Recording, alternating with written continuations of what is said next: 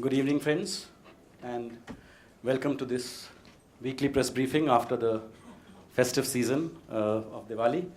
I do not have any opening announcements to make at this stage, so we can dive straight into the Q&A.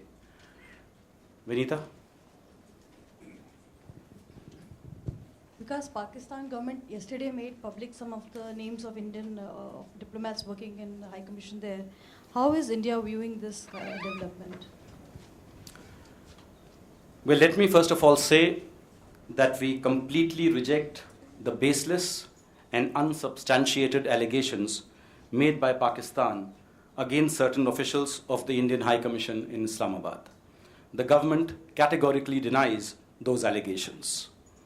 It is especially regrettable that Pakistani authorities have chosen to level these allegations after deciding to recall on their own 6 officials of the Pakistan High Commission, some of whom may have been named to Indian authorities by Mahmood Akhtar, the Pakistan High Commission official caught red-handed last week while indulging in anti-India activities.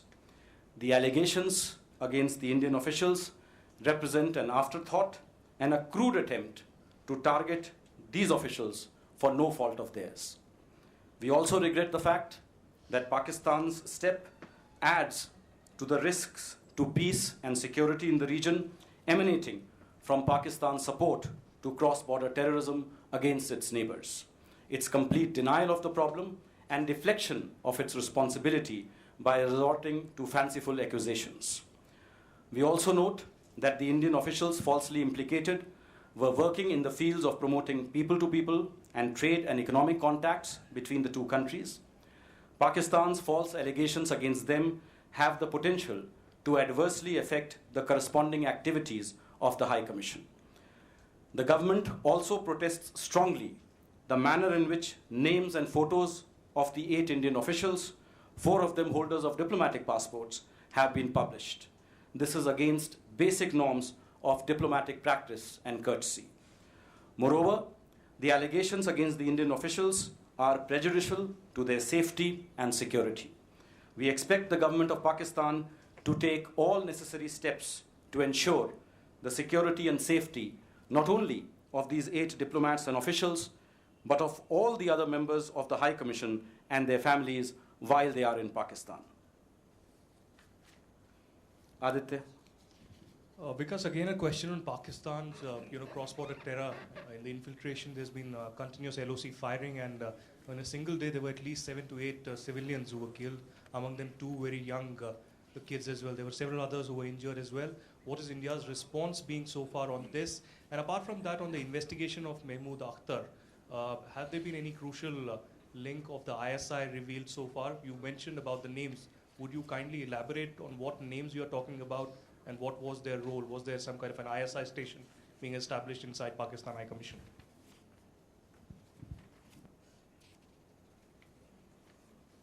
Well, as far as the second part of your question is concerned, Mr. Mahmood Akhtar had revealed to us rather sensitive information about the kind of anti-India activities that were going on in this country with the connivance of officials of the Pakistan High Commission.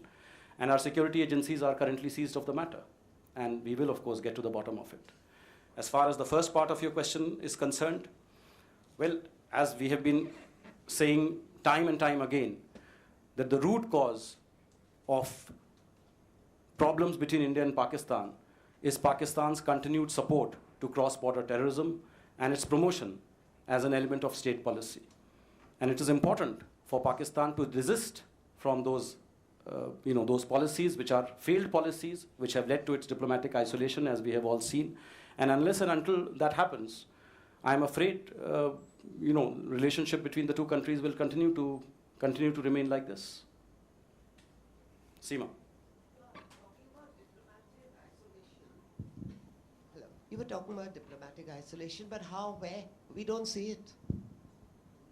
How, where? What is can you give us some examples where? Are you not aware of the letters that were written by all members of SAARC? No, letters are okay, but it's not that. Letters and all are okay, but what I'm saying is that there are no sanctions, or it's not that other countries are not dealing with Pakistan. If This is what we are looking for. Well, as far as we are concerned, the international community has spoken unequivocally on the issue of cross-border terrorism. And there are various statements, many of them are available on the website, many are available on my Twitter feed, where the countries have unequivocally condemned cross-border terrorism. The Bhutan Prime Minister, in fact, said that the worst form of terrorism is cross-border terrorism. So if this is not a signal to the country that we are discussing, then what is it? Venkat. Because the SAARC summit has been postponed indefinitely, where do we go from here? The normal practice is that the host country, if it expresses its inability to host the summit, the next country in the queue gets an opportunity to host that. Given the kind of headlines that have been dominating television and newspapers, it looks extremely unlikely that things will get any better between India and Pakistan, which will obviously mean that Pakistan will not be in a position to host a SAARC summit for a long, long time.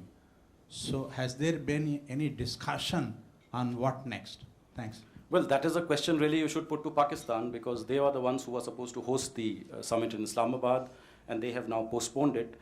You also know the reason why the summit was postponed. The letters that were written by virtually every SAARC country to the chair, and the letter and the statement that was issued by the SAARC chair, Nepal itself, in which it was clearly said that in the current atmosphere, in which one country is undermining peace and security by resorting to cross-border terrorism, by interference in the internal affairs of other countries, it is not conducive for countries to assemble for the heads to assemble in Islamabad to participate in the SAARC summit. So it is incumbent, I think, on Pakistan to create the necessary conducive atmosphere in which meaningful discussion on regional prosperity, regional cooperation, regional connectivity can take place within the SAARC framework.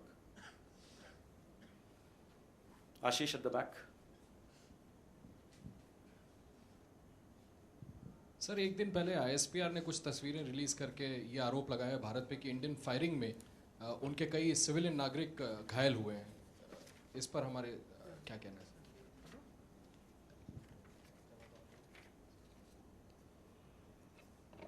देखिए, उसका तो मैं पूर्ण तरह से खंडन करूंगा. As you are aware, our security forces neither initiate a ceasefire violation nor do they target civilians. They retaliate in a very calibrated and restrained manner when either their defensive posts or personnel are targeted or cover fire is provided by the Pakistani army to allow infiltrators to cross the line of control. We completely reject Pakistan's allegations.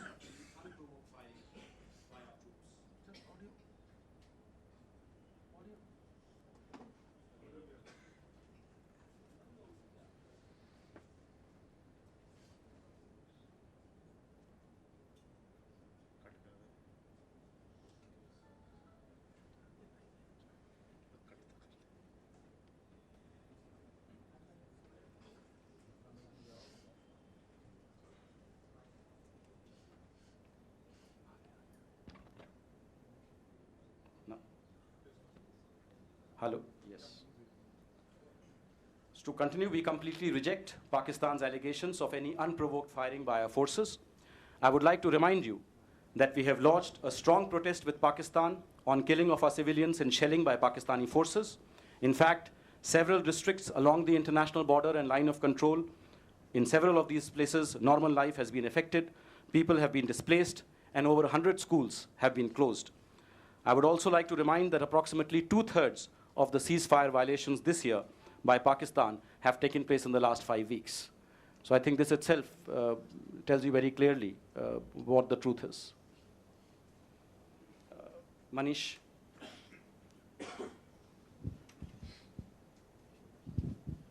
Because is it true that a special NSG meeting is being convened in Vienna next week to take up India's membership? And how do we look at China's latest position vis-a-vis India's membership?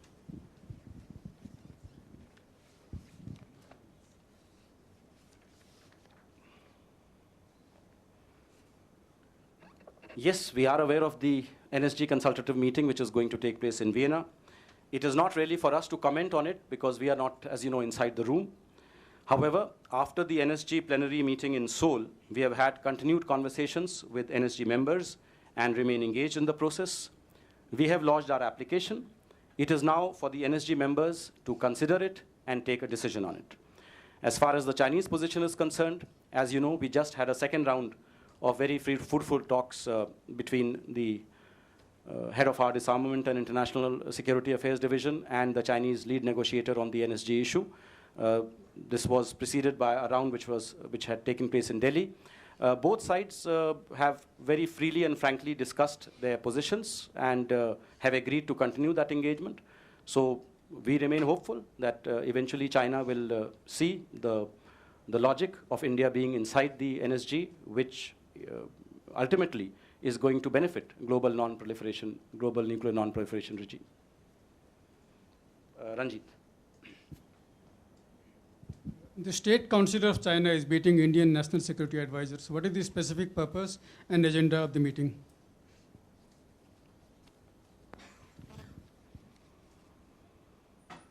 Well, India and China are two major countries which have diverse interests. It is normal for major countries which have significant influence to have such consultations between their national security advisors.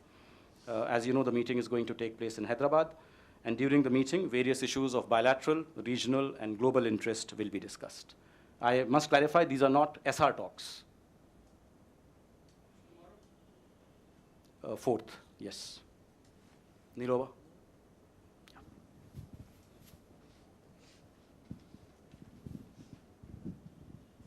Vikas, is there a precedent for this kind of activity in peacetime? You know, 8 officials and diplomats from the Indian mission, 6 being removed here from the Pakistan High Commission. Is there a precedent of this kind during peacetime? Look, I mean, we should not really look at precedents in India-Pakistan engagement, which has had its ups and downs. Suffice it to say, we regard this as an unfortunate incident. Pakistan's resortal to a tit for tat without any real case against these officials is truly unfortunate. And we hope that such incidents do not recur in the future.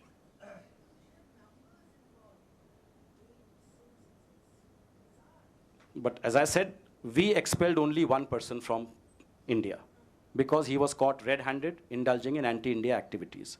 After that, Pakistan decided to withdraw on its own 6 of their staffers. And then they decided to put in the public domain details of 8 of our diplomats and officials whose safety and security has been completely compromised.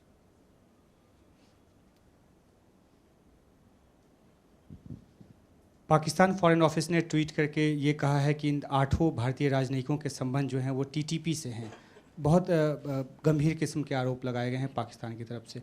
उनकी सुरक्षा को, जैसा कि आपने बताया, ख़तरा हो गया है। क्या उनको लौटने का फैसला ले लिया गया है या कब तक वो लौटेंगे? देखिए, जो भी भारत सरकार अब फैसला लेगी वो उनकी सुरक्षा को मद्देनज़र रखते हुए ही लेंगे। तो ये एक प्रोसीजरल इशू है और इस पर हम जल्दी ही निर्णय लेंगे। प्रधानमंत्री नरेंद्र मोदी अपनी आगामी जापान यात्रा से पहले आज जापान के 4 सांसदों से मिले हैं। क्या इसमें सिविल न्यूक्लियर डील पे भी बात हुई और जापान जिस नलिफिकेशन क्लाउज पे जोर दे रहा है उसकी क्या स्थिति है? जापान क्या आपने कहा? नलिफिकेशन क्लाउज की अगर भारत ने टेस्ट किया एटमी टेस्ट तो वो ये संधि खत्म कर देगा, तो उस पर जो गतिरोध की रपटें आई थी तो उस पर जो कोई बातचीत चल रही है तो उसकी क्या स्थिति है? तो पहले तो मैं आपको स्पष्ट कर दूं कि जो नेगोशिएशंस थे बायलैटरल न्यूक्लियर कोऑपरेशन एग्रीमेंट पे वो तो पिछले समिट के दौरान ही समाप्त हो चुके थे। उसके बाद दोनों पक्ष हैं उन्होंने अपने जो आंतरिक प्रक्रियाएं थीं और लीगल और टेक्निकल स्क्रब जो होना था एग्रीड टेक्स्ट का वो भी हो चुका है। तो यहाँ पे तो वही बात समाप्त हो जाती है।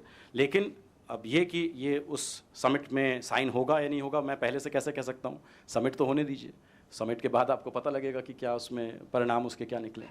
और आज जो है उस पर प्रधानमंत्री कार्यालय ने एक प्रेस विज्ञप्ति जारी कर दी है, आप उसको देख सकते हैं। अगर आपने नहीं देखी है तो मेरे पास भी शायद है वो विज्ञप्ति कहीं।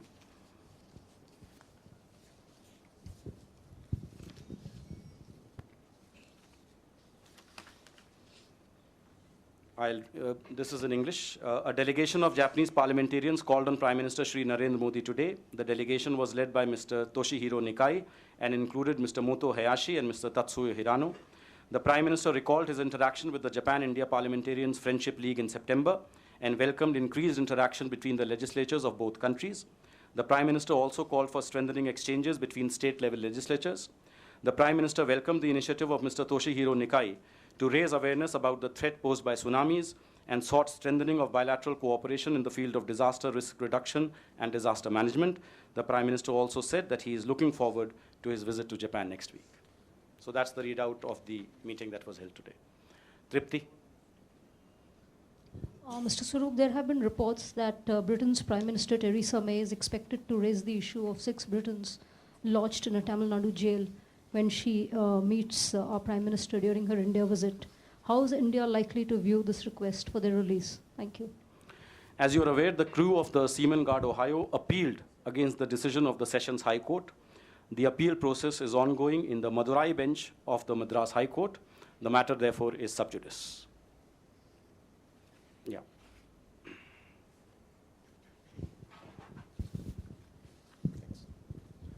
Because this is regarding question on Bangladesh. Recently, in a spate of incident, Hindus, families have been attacked, Hindu temples have been ransacked in so many places. The NHRC team had visited in some of the areas, and their opinion is that the miscreants are keeping an eye on their lands of the Hindus. Has there any reactions from your side?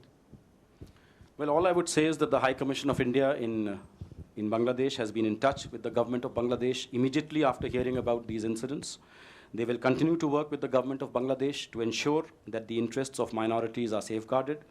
The government of Bangladesh has assured us that it is fully committed to respecting the rights of all citizens of the country, including minorities.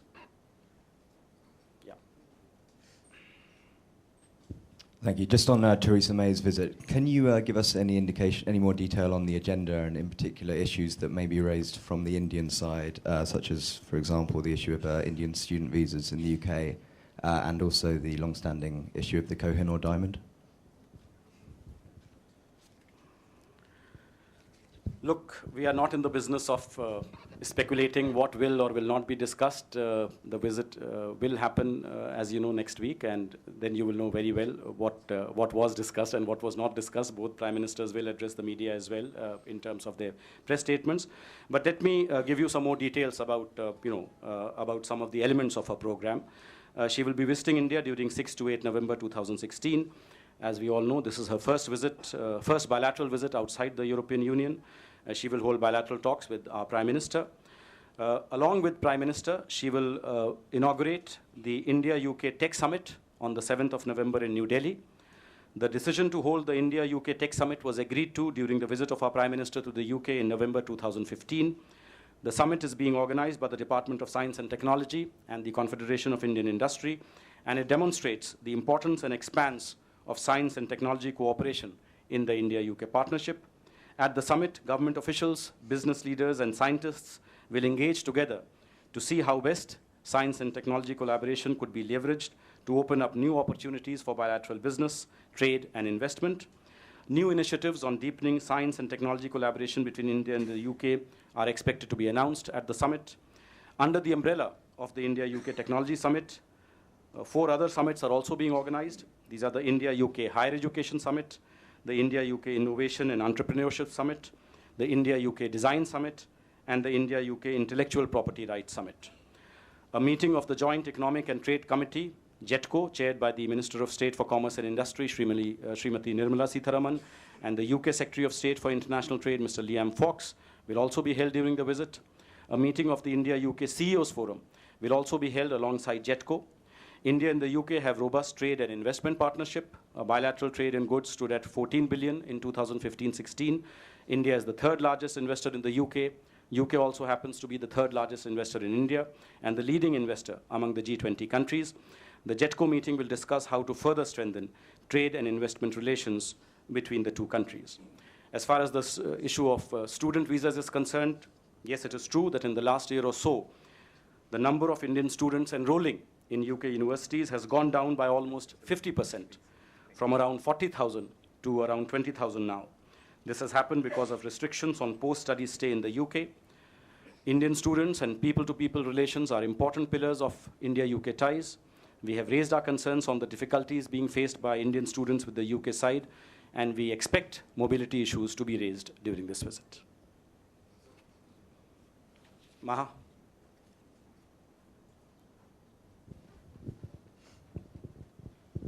Sir, are there any reports of a brewing face-off in Demchok between India and China? Well, I'm not specifically aware of any such incident, but even if something has happened, there are, as you know, established mechanisms to handle such situations, as a result of which, in the recent past at least, our border with China has been free of any major incident. So I would urge that let's not sensationalize things out of context. Sridhar.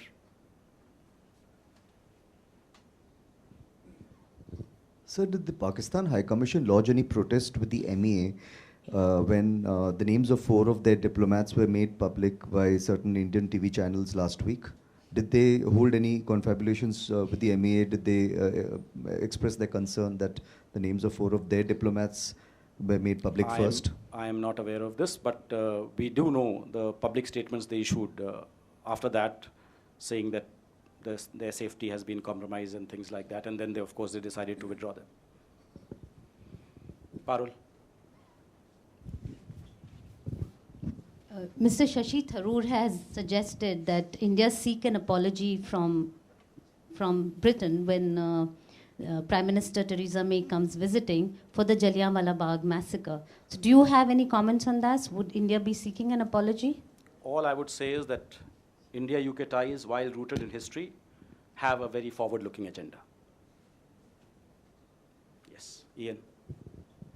Hi, there's been reports about Modi signing the civil nuclear partnership with Japan when he goes to Tokyo. I was just wondering if you could comment on. Well, okay, because I answered in Hindi, so probably you didn't get that. So I can say the same thing in English now for your benefit. As you know, the negotiations on the bilateral nuclear cooperation agreement were completed at the last summit in Delhi in December. Since then, the two sides have completed internal procedures, including a legal and technical scrub of the agreed text. At the same time, I cannot prejudge the outcome of the bilateral summit at this stage. Ritu?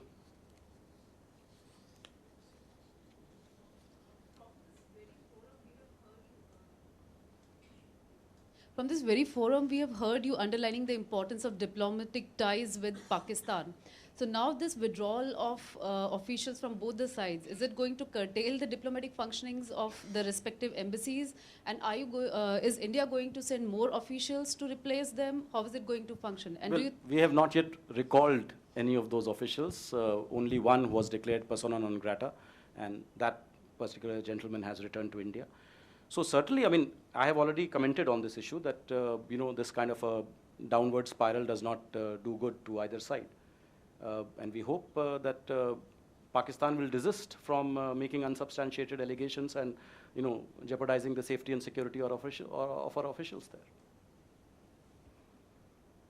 I don't see any other question. Okay. Yeah. So just a continuation of the previous question. So are you saying, you said it's a procedural issue. So are we effectively recalling them, or is it, what is the procedural issue? It is a procedural issue because, movement of officials is dependent on procedure. And as I said, government will take a considered decision, taking into account the overall situation, and in particular, the safety and security aspects of our diplomats. Okay, I see no other question. This press briefing comes to a close. Thank you all.